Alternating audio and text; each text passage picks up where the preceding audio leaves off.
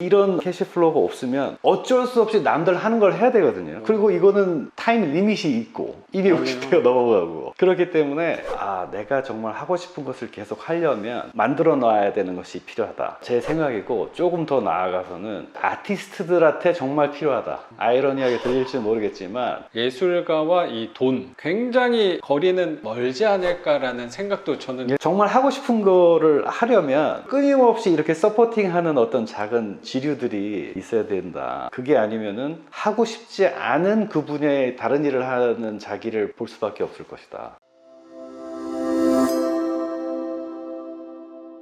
보여주기, 화려한 거를 그런 쪽이었거든요. 아마도 제가 한 20대, 30대였으면 좀 생각이 다를 수도 있었을 것 같은데 저도 이제 좀 나이가 들고 또 이것저것 더 많이 보다 보니까 그 단계는 좀 넘어간 것 같아요. 뉴욕에서도 그렇고 화려한 것들을 많이 추구하던 때가 있긴 있었는데 그게 중요한 게 아닌 것 같다. 실용적이고 그런 것이 더 중요하다고 생각이 되고 그렇게 느끼게 된 이유 중에는 굉장히 중요한 건데 저한테는 저희 선배들을 많이 보게 됐어요. 작가님 비디오에서도 제가 한번 본 적이 있었는데 그 직장 상사들이나 선배들 보고 느끼신 점이 이제 있으셨잖아요. 저도 그렇습니다. 나의 10년, 20년 후의 그렇습니다. 미래 거울 같은 그런 것들을 사람들이니까. 저도 그래서 작가님 그 말씀을 하셨을 때 저도 크게 공감하는 부분이 있었는데 화려함을 쫓는 이 분야에서 굉장히 오랫동안 탑을 유지하시던 선배들이 있었거든요. 유명하시게 크게 성공하신 분들이 있었는데 사진작가.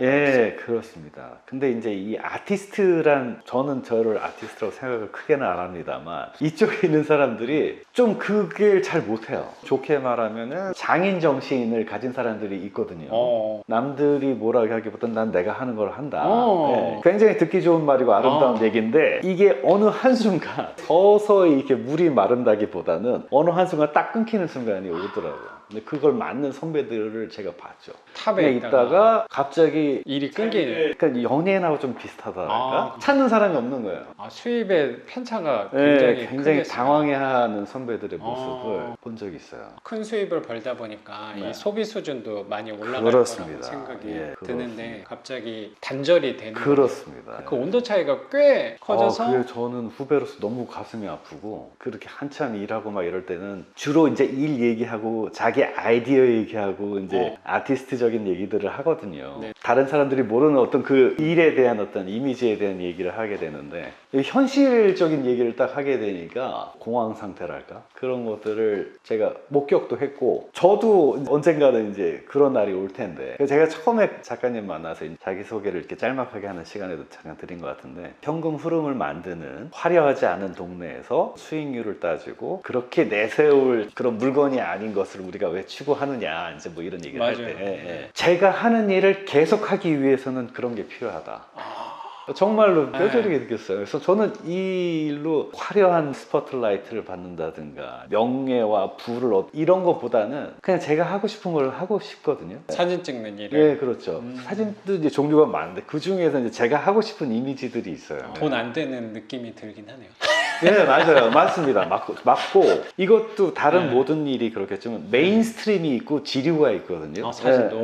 근데 메인스트림은 굉장히 다수가 원하는 거예요. 부동산으로 치면 아파트 같은 거죠. 다 좋아하고 다 따라해요. 그래서 이제 여기 내가 있으면 좋은데 부동산과 달리 우리는 개개인이 뛰다 보니까 이게 약간 밀리거든요. 젊은 사람들은 계속 올라오고 그렇게 해서 딱 밀려나면 다른 거는 못 하는 거예요. 그런데 이 양재천, 뭐 중랑천, 도림천 이런 지류를 늘 가지고 있는 사람은 거기에 휘둘리지가 않더라. 메인스트림의 이미지를 추구하겠다기보다는 제가 추구하는 이미지가 있거든요. 선생님 업에서.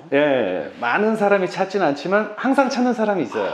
선생님하고 어쩌면 저는 주로 주제로 다루는 게 반지하잖아요. 공통점이 있네요. 그러니까 생각하면서 그런 게 있는 것 같더라고요. 근데 이제 이런 캐시플로우가 없으면 어쩔 수 없이 남들 하는 걸 해야 되거든요. 그리고 이거는 타임 리밋이 있고 250회가 넘어가고 그렇기 때문에 내가 정말 하고 싶은 것을 계속 하려면 만들어 놔야 되는 것이 필요하다. 제 생각이고 조금 더 나아가서는 아티스트들한테 정말 필요하다. 아이러니하게 들릴지 모르겠지만 정말 아티스트들한테 정말 필요한 분야가 아닌가. 어떤 질문을 드리려고 했냐면 예술가와 이 돈 굉장히 거리는 멀지 않을까라는 생각도 저는 예술가는 뭔가 미적인 부분을 추구해야 될 것 같은 이미지이고 돈 세속적인 거랑은 하려면 조금 이 주관을 살 소신껏 길을 네. 가야 된다 그런 느낌인데 네. 선생님 되게 용기 있는 발언이라는 생각도 드네요. 네. 근데 저는 되게 공감이 되는 네. 부분이라고 생각하거든요. 맞아요. 정말 자기 일을 하고 싶은 거면 뭐 화가라든가 뭐 음악가가 아니더라도 자기가 정말 하고 싶은 뭐 글을 쓴다든가 정말 하고 싶은 거를 하려면 끊임없이 이렇게 서포팅하는 어떤 작은 지류들이 있어야 된다. 그게 아니면은 하고 싶지 않은 그 분야의 다른 일을 하는 자기를 볼 수밖에 없을 것이다. 선생님 말씀 들으면서 지금 내가 왜 최근까지 계속 낙찰받고 투자를 하는가를 생각해보면 선생님 말씀하신 거에 다 답이 들어있는 것 같아요. 저도 월세 현금으로 사람들이 봤을 땐 별로라고 생각할지 몰라도 우리 안에서는 나름 실속이 있는 부분이라고 그렇죠. 생각하잖아요. 겉보기는 별로지만 그 내용에 있어서 질은 좋다라는 부분이 있으니까 늘려가는 정확한 이유를 생각해보면 저도 결국에 내가 하고 싶은 거를 돈에 흔들리지 않고 돈을 그치. 신경 쓰지 않고 하기 위해서 이 부분을 하는 거라고 생각이 맞아요. 좀 들어요. 맞아요. 제 나름의 느낀 부분이 뭐냐면 돈이랑 상관없는 일을 할 수 있게끔 투자를 하는 건데 진짜 하고 싶은 일을 위해서 제 나름에도 예술적인 활동이라고 생각하거든요. 맞습니다. 근데 나만의 그런 예술적인 활동을 꾸준히 할 수 있는 그 월세 현금 흐름을 만들어 놓으니까 얘 덕분에 지속할 수 있는 거예요. 예, 맞아요. 그 지속하다 보면은 이제 얘보다 얘가 수입이 훨씬 좋아지더라고요. 맞아요. 저도 근데 그 두려움이 항상 있는 것 같아요. 음. 어쩌면 이 월세보다 제가 하고 싶은 일에서의 수입이 전보다는 좋아진 것 같은데 그 두려움이 항상 있는 것 같아요. 5년, 10년 동안 요거를 계속 유지하면서 더 올라가면서 살 수 있을까에 대한 두려움이